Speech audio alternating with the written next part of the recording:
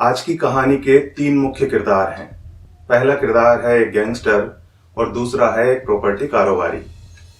इन दोनों की दोस्ती हो जाती है और जब दोस्ती होती है तो एक दूसरे के घर भी आना जाना हो ही जाता है।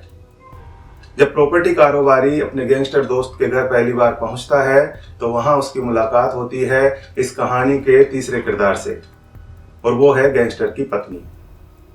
इसके बाद एक दिन अचानक वो प्रॉपर्टी कारोबारी अपने गैंगस्टर दोस्त की पत्नी को लेकर भाग जाता है। कहानी सिर्फ इतनी ही नहीं है, इसके बाद अगले 6 महीने में जो कुछ हुआ वो बेहद भयानक है, खौफनाक है। राजस्थान के अजमेर से शुरू हुई ये कहानी उत्तर प्रदेश के फिरोजाबाद में जाकर खत्म हुई। नमस्कार, मैं हूं मनोज मनु और आप देख रहे हैं द चाणक्य।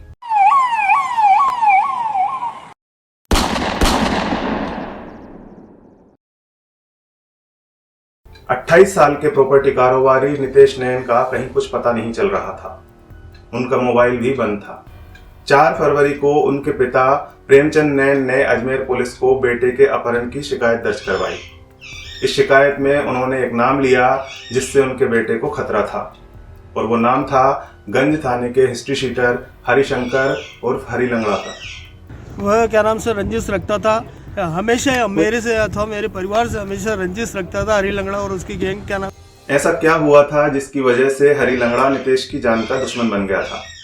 दरअसल हिस्ट्री शीटर हरि लंगड़ा और नितेश नैन 6 महीने पहले तक दोस्त हुआ करते थे। ये दोस्ती हुई थी सट्टे के काम को लेकर।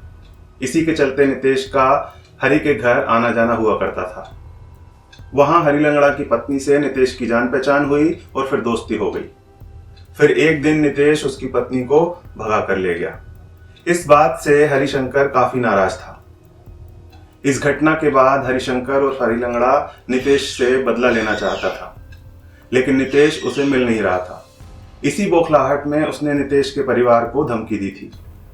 नितेश को जान से मारने की धमकी, और ये कोरी धमकी नहीं थी। हरि लंगड़ा ने 4 महीने पहले सितंबर में नितेश की बहन के घर पर ताबड़तोड़ फायरिंग करवा दी थी, इस शक में कि शायद नितेश वहां छुपा हो।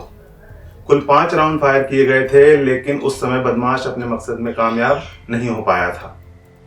इसके बाद रामगंज थाने में यह मामला दर्ज हुआ था और हरि लंगड़ा को पुलिस ने गिरफ्तार भी किया था।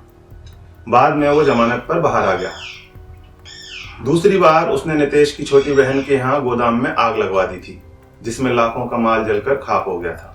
पहले भी जो है 23 तारीख को उसने मेरे घर पे, मेरे जो है दामाद के घर पे गोलियां चलाई, 5 गोली चली, जिसके अंदर जो है रामगंज थाना में केस मुकदमा दर्ज है।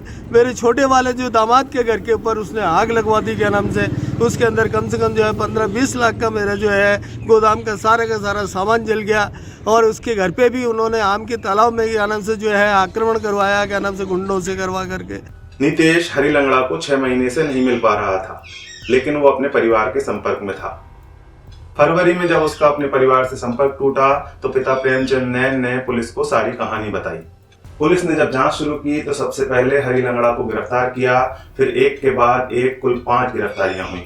उसके बाद सामने आई नितेश के कत्ल की खौफनाक कहानी। असल में गैंगस्टर हरि लंगड़ा अपनी पत्नी और नितेश के भाग जाने के बाद गुस्से में था और नितेश से बदला लेना चाहता था। जब वो इसमें कामयाब नहीं हो पाया तो उसने नितेश के दोस्त मनोज यादव से संपर्क किया और नितेश की जान के बदले 20 लाख रुपए देने की बात कही। इधर नितेश इस बात से परेशान था कि उसके परिवार पर बार बार हमले हो रहे हैं। उसकी जान भी खतरे में थी और उसे अपनी सुरक्षा के लिए हथियार चाहिए थे। इसलिए उसने भी अपने दोस्त मनोज यादव से ही संपर्क किया। मनोज यादव पहले से ही हरि लंगड़ा और अपने 2 दोस्तों आदित्य शर्मा और बिट्टू और गौतम के साथ मिलकर नितेश को मारने की योजना बना चुका था। मनोज यादव ने सुपारी लेकर हत्या करने वाले अपने साथी मोहम्मद इसरार और कल्लू और इमरान को इटावा से जयपुर बुला लिया। ये लोग नितेश को हथियार दिलाने के बहाने उत्तर प्रदेश के फिरोजाबाद में अपने मकान पर ले गए। 1 फरवरी की रात को फिरोजाबाद में अपने मकान पर कल्लू ने पहले नितेश नैन को खाना खिलाया, जिसमें कुछ नशीला पदार्थ मिला हुआ था। इसे खाने के करीब आधे घंटे बाद नितेश नैन को उल्टी हुई। मोहम्मद इसरार और कल्लू ने अपने 2 साथियों इमरान और आमिर के साथ मिलकर नितेश नैन की जान ले ली। इसके बाद घर के तहखाने में ही गड्ढा खोदकर नितेश की लाश को ठिकाने लगा दिया और ऊपर से टाइल्स भी लगा दिए। नितेश कुमार नैन मेरे बच्चे का नाम था, 28 साल की उम्र का जवान बच्चा था मेरा। मनोज यादव ने कल्लू और इमरान से 15 लाख रुपए में नितेश की जान का सौदा किया था। काम होने के बाद 2 फरवरी को उन्हें 10 लाख रुपए दे भी दिए। बाकी के 5 लाख बाद में देने का वादा किया था। इसके बाद में पुलिस के कहने पर मनोज यादव ने कल्लू और इमरान को बाकी के पैसे देने के लिए अजमेर बुलाया और जैसे ही ये लोग अजमेर पहुंचे पुलिस ने उन्हें गिरफ्तार कर लिया। इस पूरी कॉन्स्पिरेसी की शुरुआत हरी लंगड़ा से हुई थी। तो हरी लंगड़ा इसमें मुख्य अभियुक्त हैं। इसके साथ में इन्होंने जो जैसा सर बता रहे थे, इस जो सुपारी किलिंग है इसका कॉन्ट्रैक्ट उसने मनोज यादव को दिया था। तो उसने ये कृत्य किया और अपने साथ ही एक गौतम के साथ मिलकर ये काम किया। तो 3 लोग तो अजमेर के लोकल इसमें शरीक रहे हैं, उन तीनों को गिरफ्तार कर लिया गया है। इसके साथ साथ एक चौथा व्यक्ति बिट्टू नाम से वांटेड है अभी, जो फरार चल रहा है, अपनी मशकन से रुपोश है, उसको ढूंढ रहे हैं। उसके लिए भी अलग टीमें हमने लगा रखी है। उस व्यक्ति ने हरी लंगड़ा और मनोज को आपस में मिलवाया था और उसने ये बात बताई थी कि इन दोनों के बीच में अगर ये पैक्ट हो जाए तो मनोज का, चूंकि ये दोस्त था नैन जो है, और मनोज की और इसकी दोस्ती के कारण हरी लंगड़ा से संपर्क होता है और ये किलिंग, सुपारी किलिंग की जो बात है वो आगे बढ़ती है। मनोज और कल्लू, जिसे हमने और गिरफ्तार किया है, कल्लू को, जो इटावा का रहने वाला है मूलतया, और उसके साथ में एक इमरान नाम से और लड़का है जिसे भी गिरफ्तार किया गया, वो भी इटावा का रहने वाला है, मूलतया यूपी के रहने वाले हैं। कल्लू और मनोज आज से कुछ वर्ष पहले कृष्णगंज थाना इलाका में एक कोई वारदात की थी, 70-80 लाख रुपए की लूट की वारदात हुई थी। उसमें भी ये दोनों साथ में गिरफ्तार हुए थे। उस समय से ये दोनों संपर्क में हैं और इसने इस कॉन्ट्रैक्ट को आगे कुछ अपने लिए पैसे बचाने के लिए और कुछ पैसे उनको देने के लिए इस तरह के कॉन्ट्रैक्ट को मिलकर असाइन किया कि भाई हम इस तरह से इसको मार सकते हैं। क्योंकि मृतक जो है नैन, वो खुद भी अस्पुष्ट व्यक्ति है, उसको ज़बरदस्ती कोई ले जाने की क्षमता रखता नहीं है। तो इन्होंने उसको लालच दिया कि हम उसको हथियार दिलाएंगे ताकि वो भी इस हथियार का किसी न किसी तरीके से कोई प्रयोग कर ले।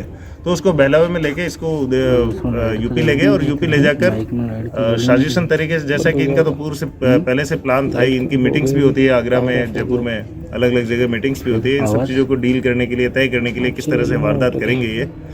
तो ये करके फिरोजपुर में इन्होंने, जहाँ पर एक कल्लू का मकान है, उस मकान में एक तहखाना बना हुआ है और उसमें मकान का कंस्ट्रक्शन का काम भी चल रहा है। तो उस तहखाने के अंदर ले जाकर रात को उसे मार देते हैं और फिर जब तक हम इनकी दस्तियाबी करते हैं तब तक मकान के ऊपर फर्श भी बिछ गया होता है। तो कुल मिला के इन्होंने एक बड़ा प्लान ये किया था कि ये घटना खुलेगी नहीं और पुलिस भी चूँकि कड़ी से कड़ी जोड़ नहीं पाएगी, इसलिए वो एक घटना इतिहास ही बनकर रह जाएगी, लोगों के सामने नहीं आ पाएगी। लेकिन पूरी टीम ने बहुत बेहतरीन प्रदर्शन किया, अपनी काबिलियत को दिखाया।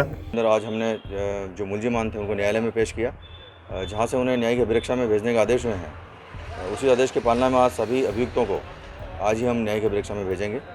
बाकी जो 2 फरार मुलजिम हैं उनकी तलाश जारी है। आज के इस वीडियो के बारे में अपनी राय कमेंट करके जरूर बताइए और यदि चैनल पर पहली बार आए हैं तो सब्सक्राइब करके जाइएगा। धन्यवाद।